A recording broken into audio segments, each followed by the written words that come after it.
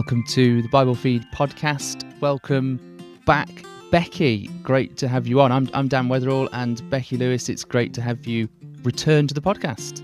Thanks for having me back. It's really good to have you. So you've recorded a couple of episodes with us before, quite a long time ago now, actually. Yeah. So they are in the archives if you, the listener, have not heard them before, and we'll talk about that a little bit more at the end. Hopefully we'll get a bit of time. But the topic for today is really, really interesting, really personal for both you and I think is really important. So we're going to be talking today about neurodiversity in the church and in matters of faith and things like that. So often we're diving into the Bible, we're looking at the Bible text and trying to understand and explore those sorts of things. But then sometimes, and this is really important, we're stepping back and thinking about our lives of faith day to day in church, in community, things like that. And that's the other really important part of what we're doing. And today it's kind of that sort of episode. It's neurodiversity and neurodivergence and all those sorts of things. You're going to hopefully help us through this, and you're going to help us through defining all those terms. But let's just think about how, why we're talking about it now. So April is when we're recording this. I'm not entirely sure whether or not it's going to be released in April, but we'll see. But April is Autism Acceptance Month, so that's great. Yeah. But Becky, I don't know if you want to just introduce, why are you and I talking about this? Why are we doing it now? And that might help kickstart the conversation. Okay, yeah. So I believe we both have lived experience of neurodiversity. So I've lived with neurodivergent people all my life. I believe my dad was probably ADHD and autistic, although didn't have any official diagnoses or anything. And then I married someone who was very like my dad, who is ADHD, autistic, dyslexic, and a few other things as well. And so he's a very interesting person to live with, never a dull moment. And perhaps inevitably, as neurodivergent conditions are inherited, we've ended up with 3 neurodivergent children who all have diagnoses of autism and ADHD. And very recently, I've received a diagnosis myself of autism, which I'd suspected for a while, having seen my children go through the diagnosis process. A lot of it sounded quite familiar to me. So yeah, just a few weeks ago, at the age of 44, I received my autism diagnosis. So there's a lot of lived experience there. And also I work as a music teacher. I've been working as a teacher for about 25 years. And I've had lots of neurodivergent pupils over those years at various ages.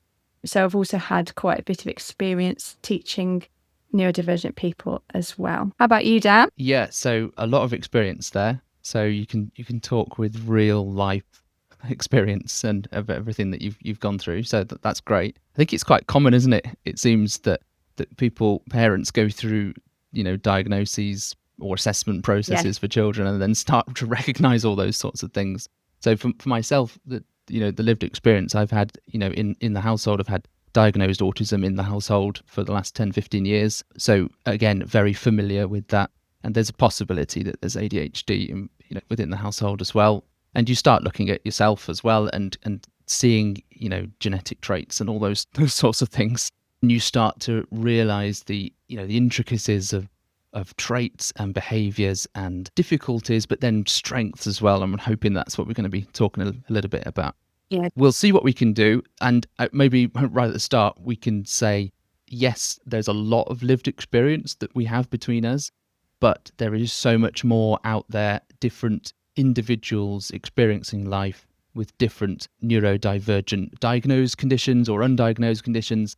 And they will be different experiences that they will have had. So, we can speak for ourselves and hope it's useful for people in their lives of faith, or maybe exploring faith for the first time with that outlook of life or that kind of brain. Hopefully what we can do is useful, but we recognize that it's just us talking. So that's the important thing. Yeah. So why now? So I've said it's, April, it's Autism Acceptance Month, but we did something else, didn't we? Yes. So a few weeks ago now, we both attended a neurodiversity awareness day that was organised by our community in Birmingham.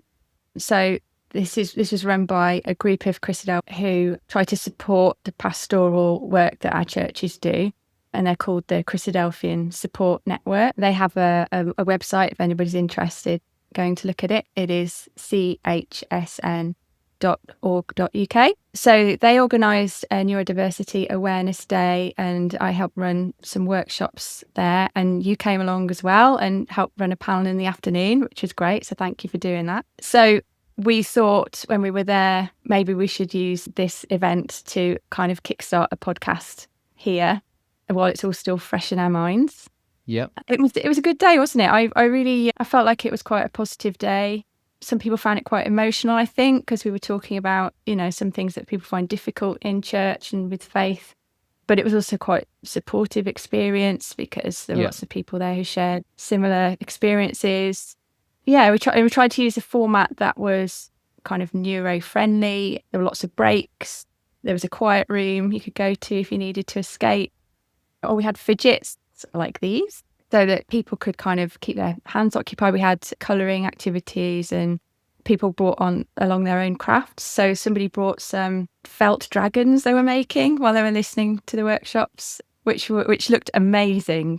I was very jealous of the skills there. There's no way I could make those. They look brilliant. Yeah, so it was kind of meant to be a sort of welcoming space where you could kind of be active, you could move about if you needed to while taking in the information. Yeah, how did you find the day? Did you enjoy it? Yeah, it was great. It was very positive and supported, like you said. I didn't spot the felt dragons though. I feel like I've missed out. But what you were doing with that, you sort of designed it. You were showcasing what a sort of positive experience of attending a congregation. I mean, not even just church, but attending some kind of event where you're sitting and listening. That could be anything, couldn't it? Yeah. But at church, it's very typical. You go, you sit, you listen to readings, you sort of stand up for hymns and all that kind of thing. And there's almost like a set of rules or set of social behaviours. And then sometimes not being able to occupy your hands or occupy your feet or not get up when you want to, and all that kind of thing, that can be quite hard for some people. So actually you were sort of showcasing the fact that it was fine. Yeah. So even nowadays people can feel a bit kind of bit cheeky if they could get out some knitting or something during a talk, as if they're being a little bit rude. But it's a great way to help yourself focus, and we do it all the time at home when we're listening to podcasts or whatever. I always find I remember a lot more when I've been doing something while I've been listening. Definitely. Yeah. Okay. So you talked us through in that day a little bit about dyslexia, ADHD, and autism. And that was really helpful, I think. You focused on those particular neurodivergent conditions. Why did you choose those? So I thought I'd focus on those because they're some of the most common ones. So that would reflect a lot of people's experience. And also, I think those ones probably have the most impact on faith and church life compared to some of the other ones, which maybe impact people in other ways, but not so much the faith and church experience. So that's why we kind of zeroed in on those three. Yeah, okay. I found it particularly helpful to talk through dyslexia, and I had, the misconception of what it was that, just you couldn't read out loud and, that kind of thing. But there was so much more about it revealing to me about how the brain views things differently, and has a symptom that might make it difficult to read, but actually might not in some cases. So that was, busting some myths there, and that was really helpful. Yeah. Now, we're absolutely not be able to go through everything that we thought about on that day. So is there any way of people getting more information if they get to the end of this podcast and they think, I want more, Becky? Where can we get it? So the main information from the sessions is in 3 handouts, one for each of dyslexia, ADHD and autism. So I'm hoping we can put a link in the show notes to those. And they're also on the chsn.org.uk website. Okay, excellent. Before we go any further, I think we should just define these terms. So if you could define neurodiversity for us, that'd be... Yeah. So technically speaking, neurodiversity includes everybody. So it's all about looking at things through the lens of the fact that people's brains work differently. So everybody is under the umbrella of neurodiversity. Under that, we've got neurodivergent people, like myself. 1 in 7 of us are neurodivergent. And then the majority of the population are what's called neurotypical. So their way of thinking is in the majority. So society tends to be set up to suit that way of thinking. And then neurodivergent people, the 1 in 7, are the ones who are not so typical in the way that they think. I don't actually like the term neurodivergent. It kind of sounds like we're a bit like crooked or a bit rebellious, like we're not on the right path sort of thing, and we've diverted off. But all it really means is that just that we're different to the norm and different to the majority. Yeah. Some people, though, like to use the word neurodiverse to describe themselves if they're autistic or ADHD or whatever. And I think that might be part of the reason why is they just don't feel so comfortable with neurodivergent as a term.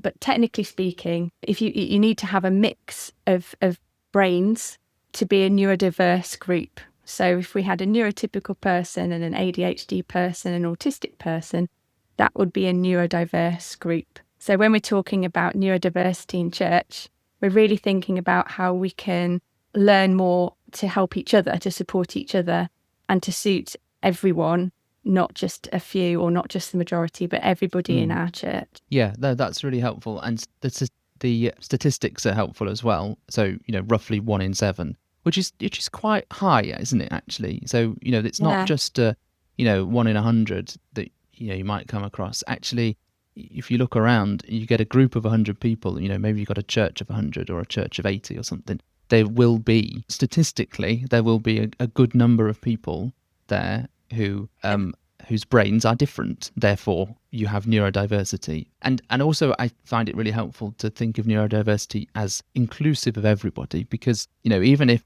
someone doesn't have a diagnosis of a neurodivergent condition, they're still going to have different brains which need thinking about, making sure that we're thinking about the needs of everybody, effectively. So, there's certain groups of people that might need a lot of thought because neurotypical society hasn't thought about them for a long time, but actually that should train us to then think about everybody and the needs of everyone. So I think that's a helpful thing. Yeah, absolutely. And if we all understand each other better, then we all benefit from that, don't we? Absolutely. So, yeah. Okay. So every neurodivergent person is unique. I've pretty much said that already, but there are going to be common features or common symptoms and things like that. So do you want to just talk through some of that? Yeah. So some common neurodivergent strengths often do include being able to think outside the box. So maybe not just think along the usual lines that we tend to think. So they can be very creative, good at problem solving. A lot of neurodivergent people notice details other people might miss and often have very deep special interests. So they like to go down a rabbit hole, research something, know a lot about a subject. So that can end up with them being very specialised in something or, just incredibly interesting to talk to about different topics. So that's some of the strengths. Some common struggles might be struggling to focus or shift attention on demand. Even if it's something that they're very interested in or is important to them, they might just struggle in that moment to be able to focus on what they want to focus on. Struggling to be consistent. So we often have what's called fluctuating capacity, where some days we can do a lot. We can really produce something amazing or do our best work. And then the next day we might hardly be able to do anything at all. So we've kind of got a very up and down existence. And we often tend to struggle with things like self-organisation, may often have social anxiety for various reasons. And perhaps one of the most common struggles is being overwhelmed by our senses.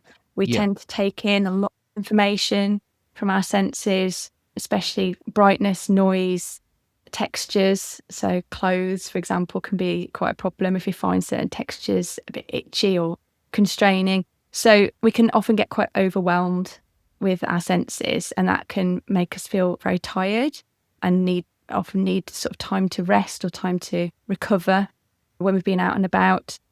Yeah, and sort of talking about sensory overload and overwhelm into a church service is often a transition of all sorts of senses, isn't it? Moments of quiet, but actually there's lots of people rustling with the coats or something, which can be overwhelming because it's a small noise, but it's powerful if it's picked up by someone who has that kind of heightened sense. and then suddenly, hymns or loud music or that kind of thing, or maybe the lighting is dimmed, and it is you're walking from a sort of standard, typical day-to-day activity into a church environment, and it can be quite overwhelming. There's something I think that came out of the day. A lot of people who have neurodivergent conditions, they can carry a lot of shame because of these things, which is a shame. It's sad that is the case. But why do you think that is? I think there's a number of reasons. I think part of it is what I was saying about our fluctuating capacity. So we think to ourselves, or other people say to us, oh, well, you were really good at this the other day, or oh, you produced all of this yesterday. Why aren't you managing it today? And often we get these messages when we're growing up that maybe we're being lazy, or we're being selfish, or we haven't got enough discipline, because we're not able to produce this consistent amount of whatever it is, whether it's work or it's homework, for example.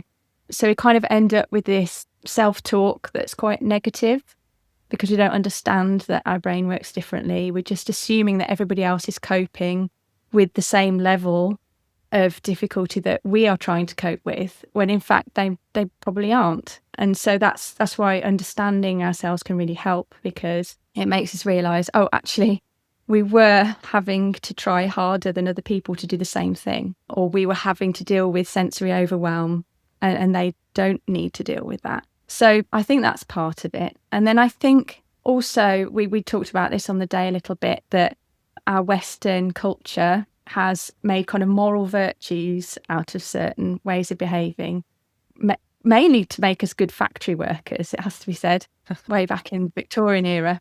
So there's kind of an emphasis on virtues like being reliable, being punctual, big emphasis on duty, emphasis on also the kind of almost like reading in itself is a virtuous activity, like it's the kind of natural thing that we do, and it's the best way to learn, and somebody who's able to read books is kind of raised up a level in our kind of opinion. So people who might struggle with reading, or struggle with self-organisation, or being able to turn up places on time, can really feel a lot of internalised shame because of this. And a lot of it is coming from our particular culture rather than from, say, the Bible. Yeah, definitely. The shame comes from trying to operate in a world, in a society that is set up for certain ways of doing things, and therefore if you're struggling to do that, or if interest is piqued in something else that isn't seen as the right thing to think about, why are you spending your time with that kind of special interest? And actually it can bring shame, and that's disappointing, and something that we can try and consciously be aware of to try and stop that, and definitely so in a church environment, to just try and make sure that I think particularly for older generations as well, who might have less awareness of neurodiversity, maybe have grown up and not realised they might be dyslexic or autistic or whatever. So they don't even realise that their brain is working differently to other people's. That's going to be a common experience, I think, that there's going to be a lot of people in church who maybe don't realise that they are struggling with things that other people don't find a challenge. Yeah, okay. So let's get a feel for, each of the three conditions that we thought about on the day. So we thought about autism, ADHD and dyslexia, and maybe think through some of the strengths, said that's important to do, strengths and struggles in matters of church or faith. So that would be helpful just to do. Do you want to talk through maybe some examples of autism, first of all, Becky? Yeah, sure. So some common strengths for autism include having the sensory sensitivity. So although it can be a disadvantage when you're in a noisy environment, for example, you might be overwhelmed by the noise, but it can also lead to other skills like musical ability, because you're able to pick out sounds that other people aren't so much able to pick out. So you kind of can get these small glimmers of joy from quite simple things. Like I can really enjoy listening to the same piece of music over and over again. I have a favourite blanket that I just love. Just little things that can make us really happy. But then on the flip side of that is we can get these triggers which we find really difficult, that can overwhelm us. So, for example, I find it really difficult in noisy spaces when there's lots of different conversations going on. I find it really difficult to focus on the person I'm talking to and filter out the other sounds. So I've found that wearing earbuds really, really helps with this, and has kind of increased my social stamina, because when I've got those in, I can stay in the room longer and chat to more people, and I don't find it so tiring. So there's the sensory side of things. Another thing is our deep special interests. So in church life, if your deep special interest is the Bible, for example, that could be brilliant, because you can really hone, really sort of narrow down your skills. You can really focus on something that you're learning about in the Bible and enjoy it, and get a lot out of it, and then be able to share it with others. So that's wonderful. But we can sometimes get a bit restricted or a bit obsessive with our special interests, or maybe forget to take care of ourselves, or forget to speak to our family members. If we're really focused on something, we might forget to check in and check they're okay, or we might forget to message our friends because we're just really focusing on what we're interested in that moment. And we can also struggle with transitions because of being very much in the flow with something and then finding it hard to shift out of that to do something else. So church can be a big transition for us, to go from our comfortable home where we're happy and we've got everything exactly where we want it, to then have to get ready and go out and go to church where things might be unpredictable, might be overwhelming. We might have to do small talk, which is something that a lot of autistic people struggle with, is making small talk. We like talking about the deep, interesting stuff straight away, and conversation can be quite awkward or unpredictable for us. So that can be quite anxiety inducing. It certainly is for me. I find just making small talk quite a challenge. Yeah. And I find social time when it's structured. So I like doing things like a board game night, for example, because I know we're going to have the board game there. It's predictable that we can make conversation about the game while we're playing it. So we don't always have to think of things to talk about. And then maybe conversation will come up out of that. But then unstructured social time, I find quite a challenge, and I will have to kind of psych myself up for that. So just meeting up with members for just chatting, that's quite daunting for me. The strengths, we're very passionate about justice and fairness. So we make great campaigners, and we might change things for the better in the communities that we're in. But that also can get us into trouble sometimes, because we might be seen as a bit disruptive, or that we always want to ask why we're doing things, or sometimes we can be seen as a bit too honest as well. We might put our foot in it with people because we're just saying things as they are. So that can make things difficult sometimes. And if I can just sorry, but I've got into my special I can't stop you. Yeah, that's fine. Yeah, just on that sort of sense of justice and challenging things and so on. Sometimes that's really important, and I'd see that that's a skill that in a church environment or should be valued, because sometimes there are things that are left unspoken that sort of neurotypical society hasn't brought to light, want to address. And actually sometimes we just need that clarity of, this is actually wrong, or this is, why are we doing this, or this is just a tradition, or why are you changing this? That might also be the thing. Why are you diverging off and doing this? And of the special interest of this Bible passage that I've spent my last 10 years looking at, then I can be the expert to bring that clarity to the conversation. And for a lot of people, they're not going to have that kind of background or clarity of just getting to the heart of the matter. Yes. Yeah. But sorry, I stopped you. I don't know if you've still got more. No, I was going to say one more thing, which was that we can often struggle to connect with people, or to feel like we've got a relationship with people, with our church fellow members. And that can also translate to having a relationship with God and Jesus as well. I did these workshops a couple of weeks ago again in London, And somebody said, oh, yes, I can really relate to that. I don't feel like I have a relationship with God in the same way that other people do. So that can kind of make people feel like, maybe doubt their faith, or maybe think, well, am I doing this right? I don't feel like I'm being a proper Christian because I don't have that feeling that of connection.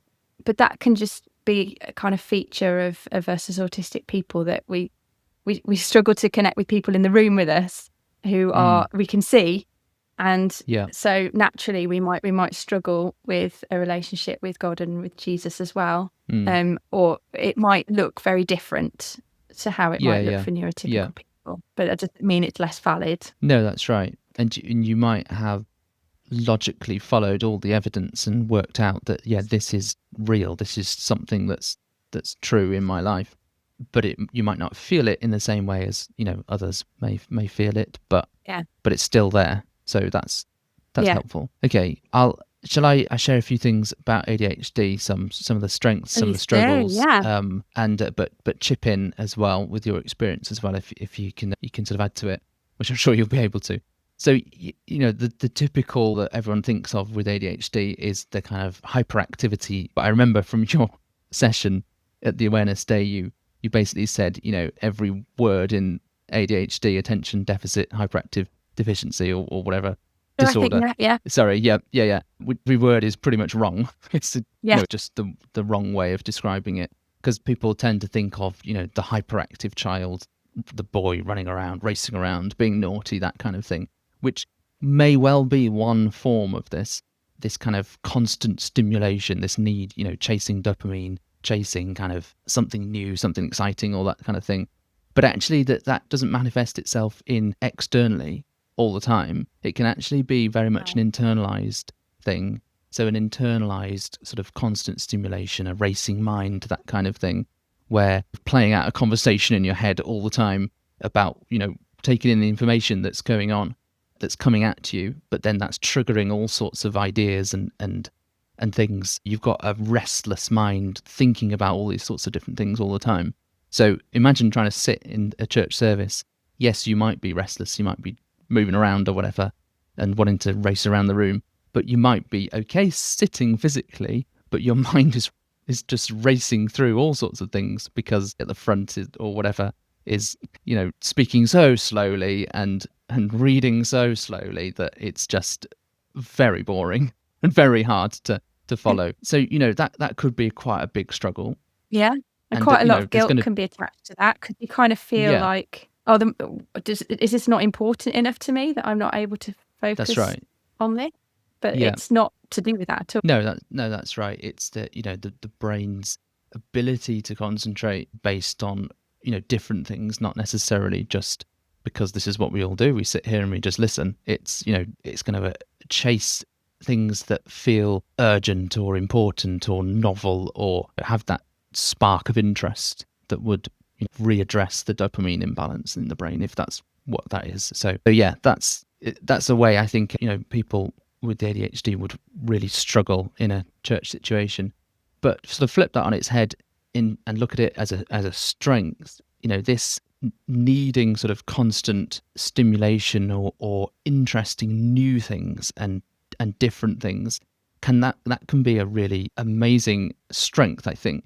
It's sort of commonly said, isn't it, that ADHD people in a crisis, or they can't open the letters at home, they can't open the post, but then in a crisis they're the ones that can just, right, let's do it. We know what to do, I know what to do. This is, you do this, you do that.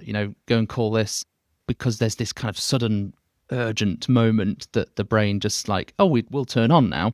We'll actually operate. There's panicking. Yeah. They're calm, and then they can think clearly. And that's right. And in moments of thinking about different moments of faith, maybe the standard sort of day in, day out, week in, week out stuff is going to be difficult for them. But then moments of like, this new challenge, or this new issue with the Bible text, or this new thing that needs investigating, or problem that one of the young people has got, and suddenly that's like a great thing that they can look at. They can hyper focus on that one thing, or hyper fixate on that one thing, and bring something massively valuable to the community, to the church, in that way that maybe other people haven't been able to do. So I'm hoping that's those two things, a struggle but then a strength, the same sorts of thing can actually be really valuable as much as it can be difficult for that brain, that person. I don't know if you've got anything else to add on that, but hopefully that's a little flavour of what it might feel like for some people. I think you've covered a lot there, and sensory overwhelm is quite a big thing for ADHDers as well, isn't it? As well as autistic people. So that's quite a big thing. And so both ADHDers and autistic people can often need to be careful not to get burnt out, because we can, as well as having those periods of hyperfocus, which can be very tiring when we come out of those, we can feel quite burnt out from that too. So there's kind of things to watch out for in terms of not overdoing it, knowing when we need to take a break. But it can be quite difficult to switch off as an ADHD as well, can't it? So that can be hard. Maybe not the ways that typical people might switch off. Yeah. So it's about finding those life hacks that work for you, really, is the key. Yeah. So should we move on? Yeah. Yeah. So this was the interesting one, wasn't it? Because I think people have known about dyslexia for a very long time, so over 100 years, but there's still a fair amount of ignorance around dyslexia, as you were saying at the start. So there's different types of it, and we tend to think about people maybe struggling with letters moving on the page or blurring of letters and making it very hard work to read. And that certainly is the case for a lot of dyslexic people. But some dyslexic people don't have that at all. Some can read out loud very well, and you wouldn't sort of think they were dyslexic from the way that they read. But then what tends to happen is they struggle to take in the content of what they're reading. So they've worked so hard on reading out the passage, they've not been able to then absorb what they've been reading about. So that can make reading the Bible very difficult, because it's sometimes quite a difficult book to read anyway. And to add the dyslexia on top of that makes it quite a challenge. So there's that issue. And then also there's the different ways of thinking as well. So dyslexic people tend to not be linear thinkers, don't tend to think one logical step at a time, but will tend to kind of think more broadly, kind of have a broad big picture view where they kind of consider a problem from lots of different angles, from maybe bring in multiple disciplines to solve a problem. So that's a real strength, and they make great problem solvers and creative thinkers. But that can make it hard to, for example, learn things by rote, learn things like the order of the books in the Bible, or remember passages from the Bible word for word. They'll tend to get the big picture, the meaning of what's behind it, but not necessarily be able to quote chapter and verse, for example. So that can lead to a few struggles in terms of maybe feeling like they're not a good Bible student, or not a good Christian, because they don't know their Bible sort of inside out in the same way that some other people might. But they really have a lot of other aspects that are a real strength. So remembering the big picture, when people maybe are getting bogged down with the details, they'll say, oh, well, he was saying that about that passage, but don't forget that the whole big picture view is you need to love God and love your neighbour, and how does what you're saying relate to that? So they can have a sort of a different perspective, which can really help when you're discussing things in church. And they can be great discussion leaders and storytellers, quite inspiring people often. And it's just that they tend to struggle with the reading and writing aspects of things, but it's made up more than that on the other side, with the creativity and the people skills often as well. But it can be quite frustrating as a church member, I think, if you're dyslexic and you maybe feel like you're not quite keeping up in Bible discussions, or you're maybe not able to contribute in the same ways. If you struggle to sit down to order your thoughts, so you might have lots of things you want to say, but struggle to order them and write them down and present them in a talk. So that sometimes can lead to a fair amount of frustration or feelings of not being quite good enough, which is a real shame. But this is where it's common for older people to maybe feel this as well, because they grew up in a society where it was very much about the act of reading when you learned about the Bible. Whereas now it's a lot easier. We've got other ways of learning. We can listen to podcasts, we can watch videos. There's not so much the there's kind of shame attached to struggling with reading, that people understand it a lot more now. But we're still going to have in our churches older members who maybe grew up in a time where they were expected to quote things exactly right. Yeah. Yes, who maybe still have that feeling, that they're carrying around with them. So that's something to be aware of in our churches, I think. Great. That's really helpful. And like I said, I learned a lot specifically about dyslexia and sort of realizing that it's so much more than what I had thought. So in terms of an awareness state, that increased my awareness massively about that, which is great. But also in this episode, hopefully this has been some increasing awareness for everyone, just that there is difference out there. There's neurodiversity. Yeah, maybe just a few couple of thoughts, other things that came out of the stuff that you were presenting, just to, as we think about closing. It's hard, isn't it, to balance the needs of everyone, and that's like a never-ending difficulty, I think, in a church. But you've got the parable of Jesus, haven't you, where the shepherd left the 99 sheep to go and save the one lost sheep. And there's so many ways at which we can try and apply that. It's about God's love and extent to which he went to rescue that one lost sheep. He's still got 99, but actually go and save that one sheep. And that's, it's showing just how much we should be trying to mirror that in our lives, in our churches, to try and help all the different people who may be lost or who struggle, who find things difficult. And there's going to be different ways that we can do this. Maybe that means having different events, modifying our events sometimes to cater to different needs, and modifying the activities that we do sometimes, realizing that some people are going to need to come to certain types of things where there might be like a social buzz, but then there's other sorts of activities that will be provided for the needs of other people that don't want that small talk. Maybe yes, you're describing, Becky, the kind of not wanting the small talk, but there's often a church will have like a welcome team on the door. There'll be people there that will literally, their job is literally to say, "Oh, hello, how are you? Nice to see you. It's good weather today, isn't it?" And that's probably the worst nightmare for some people. But maybe having a neurodivergent entrance where you come in, no one's going to talk to you, and it's absolutely fine, no judgment, that you can walk in and at peace and be part of it, but without having to have that kind of like small talk that somehow society has decided is a good thing when there's no point to it whatsoever. So it took me a while to work out actually that I quite prefer turning up to places just after something started. And I think that's why, it's because I can just sneak in and sit down. I can sit through the service and that's predictable. And then if I'm feeling comfortable, I can talk to people about it afterwards. And then we've got something to talk about as well. Yeah. Okay, great. That's been really good talking to you, Becky. There's probably loads we could talk about, but I think, that's more than enough to raise awareness of this. Like you said, there are some handouts which we'll put on the show notes and we'll link to them. And maybe, just to try and conclude, I mentioned this at the start actually, there's this diversity that the church was supposed to have from the beginning. And it's quite a radical thing actually at the time. So we were talking of the Roman Empire, what are we talking, 30s AD, and Jesus has died. There's the claims of his resurrection. This group of people suddenly start teaching people about Jesus. He's alive again, and meeting together with all sorts of different people. This massive project of trying to bring people together who are different, but united around Jesus. And that's, neurodiversity is one little part of this.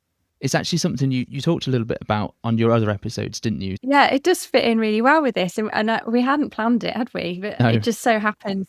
I guess maybe it's because this sort of stuff is one of my special interests that I've just ended up talking about it quite a bit. So the first podcast I did with you was Join the Dots, Connecting with God. And that was all about how different members of the church make up the one body.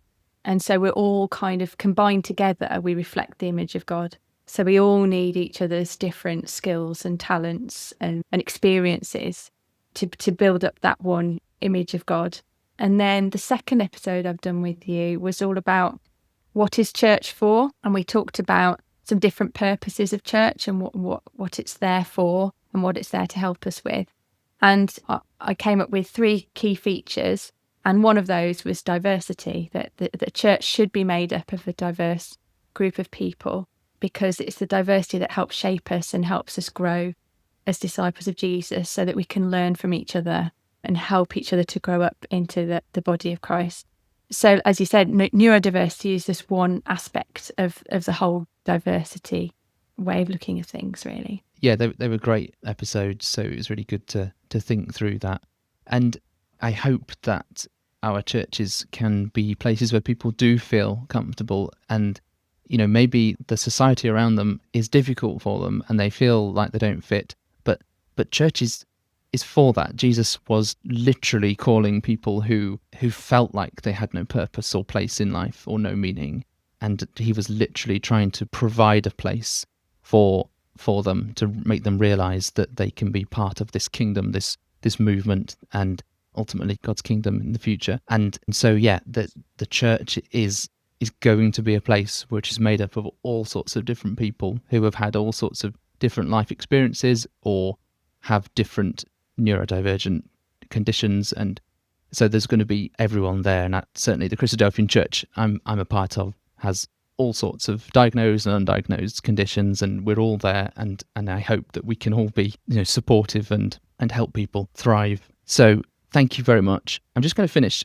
I'm going to read just a short passage from Ephesians chapter 4, so the New Testament, one of Paul's letters, the Christians in Ephesus. There's loads that he's talking about here, but he is talking about this kind of diverse group of people. He's thinking particularly about the fact that it's Jewish and Gentile, which was a very radical thing at the time, bringing together people of all different nations and sitting together and eating and religious services together.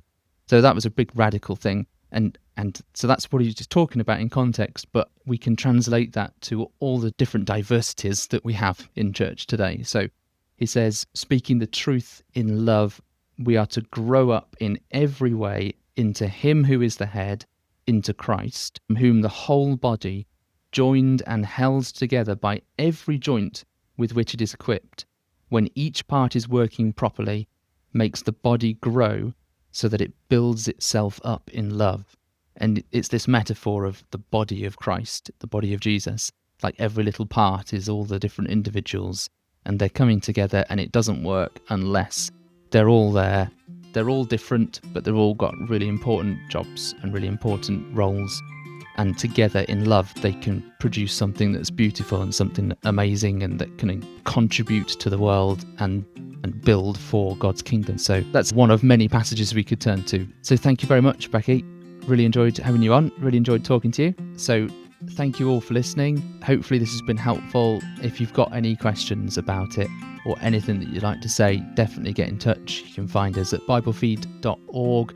You can find us on socials. You can find us on YouTube. So just reach out to us and let us know what you think, and hope to be with you next time. God bless all.